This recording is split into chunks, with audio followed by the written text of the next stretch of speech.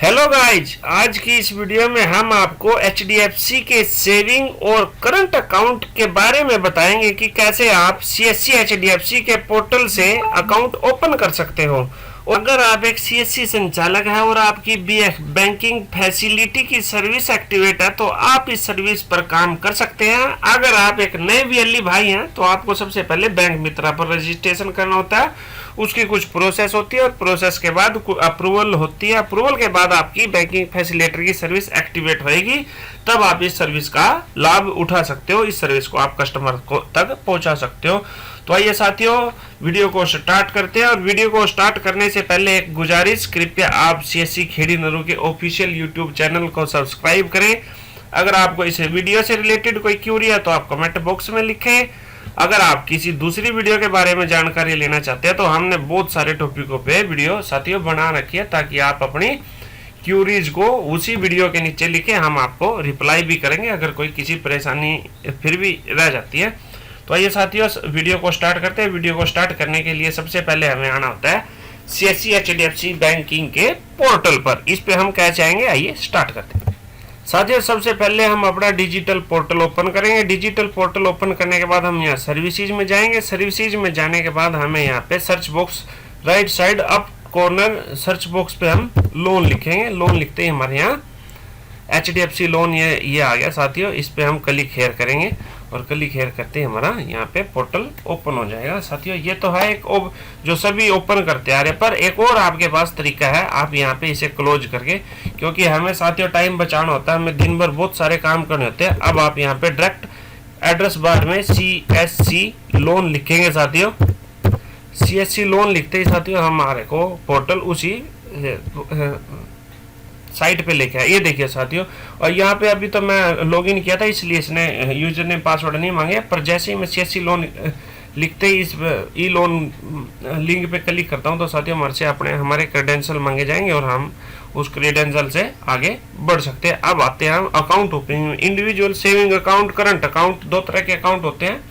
अब और भी ज़्यादा नॉलेज लेनी है तो गवर्नमेंट इंस्टीट्यूट वगैरह अकाउंट अगर आप कमेंट बॉक्स में लिखेंगे तो उसके बारे में भी बता देंगे। अदरवाइज हमारे एरिया हेड इस बारे में सभी को नॉलेज देते ही रहते हैं। तो आज हम फिर भी जो हमारे नए वीएलई भाई हैं उनके लिए वीडियो तैयार करें। इंडिविजुअल सेविंग अकाउंट खोलते हैं हम।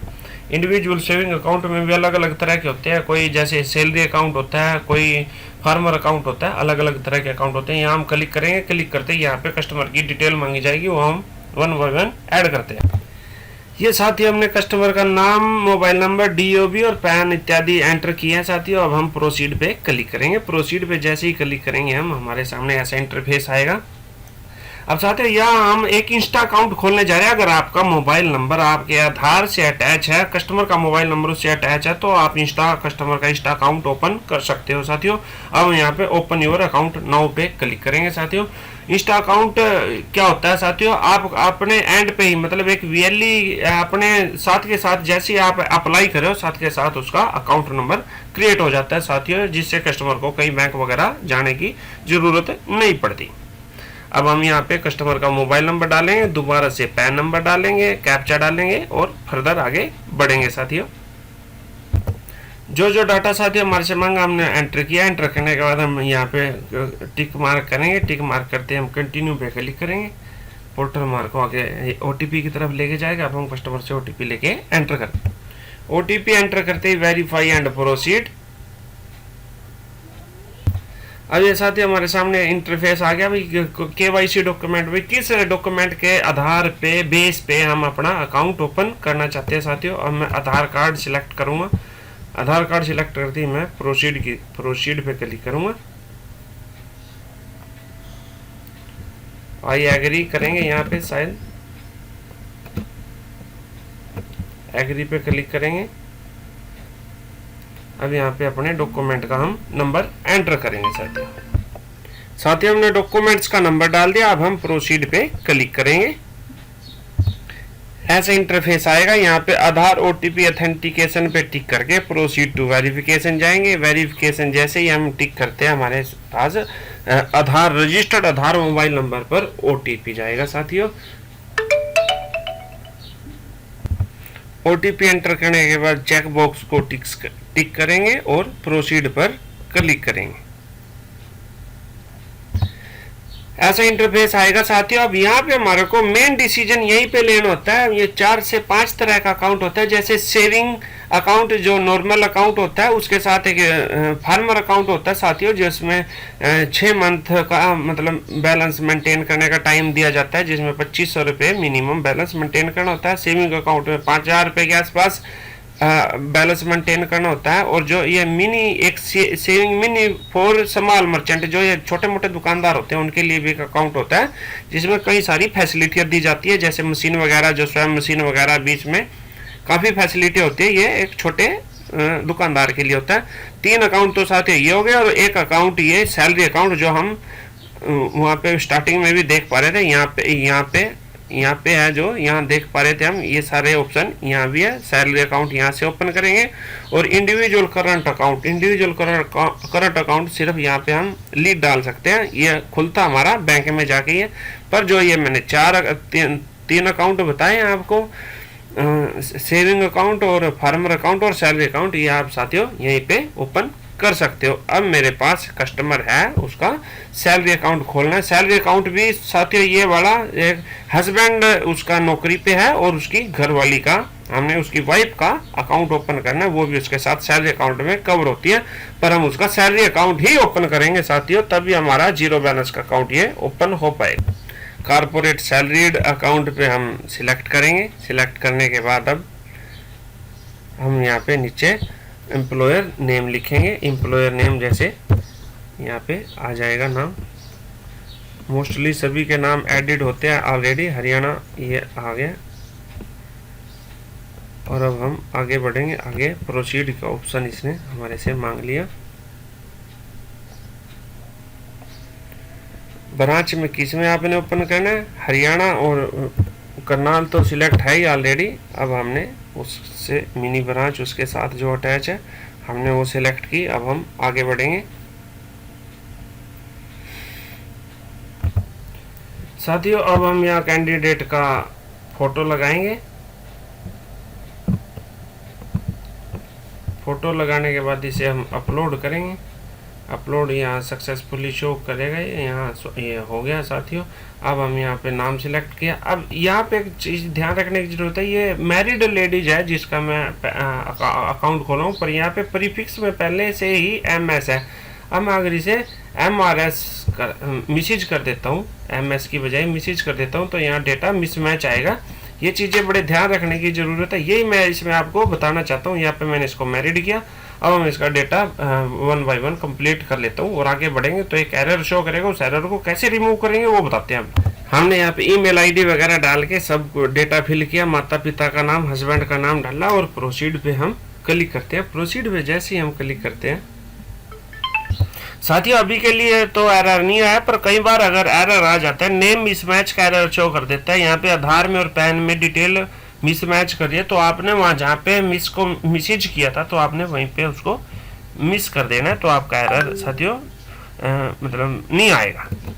अब हम प्रोसीड पे क्लिक करेंगे। फर्दर साथियों ऐसा इंटरफेस आएगा। अब हमें यहाँ पे ऑक्यूपेशन सिलेक्ट करना है। देखिए यहाँ पे हम सैलरी अकाउंट खोल रहे हैं, पर यहाँ पे हम इसको कस्टमर को हाउसवाइफ सिलेक्ट करेंगे, क्योंकि जो salary account, main salary account इनके हस्बैंड का है, तो उससे अटैच ये अकाउंट है साथियों। तो हम यहाँ पे से हाउसवाइफ करेंगे, क्योंकि कोई सैलरी वगैरह तो इनके पास आती नहीं, पर इनके हस्बैंड एक सरकारी नौकरी पे है, उनका सैलरी अकाउंट खुला हुआ है, तो उस बेस पे पूरी फैमिली के अकाउंट खुलते हैं। तो ये हमने सैलरी अकाउंट उसका इस बेस पे ओपन किया साथियों। ग्रोस एनुअल इनकम डाल देते हैं इनकी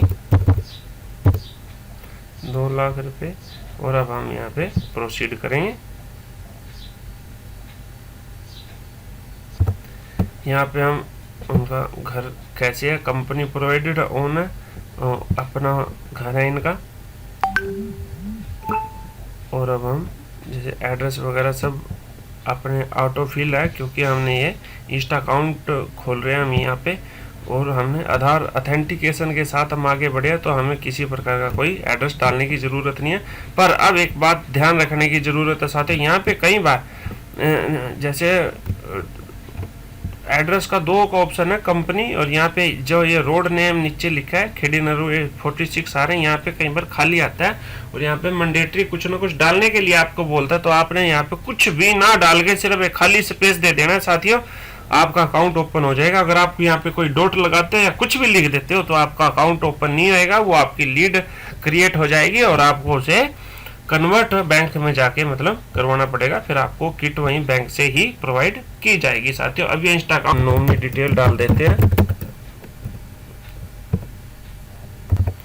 नॉमिनी डिटेल डालने के बाद हमने यहाँ पे नॉमिनी एड्रेस पे चेक बॉक्स को टिक किया, तो वही एड्रेस हस्बैंड वाइफ का जब सेम ही है तो अपने आप इसने एड्रेस उठा लिया। अब यहाँ पे उसका कैंडिडेट का बर्थ डालना है, कैंडिडेट का बर्थ कहाँ पे हुआ है, तो हमने यहाँ कैंडिडेट का बर्थ हम यहाँ पे डाल देते हैं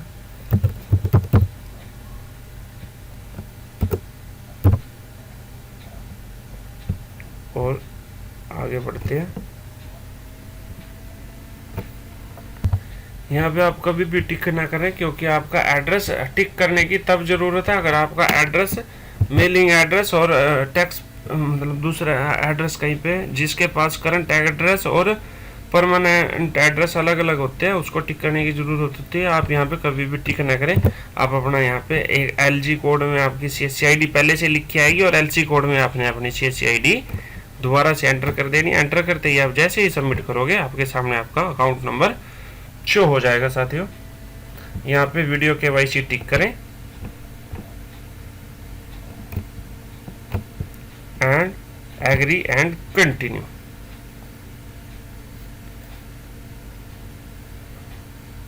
ये हमारा अकाउंट ओपन हो चुका है।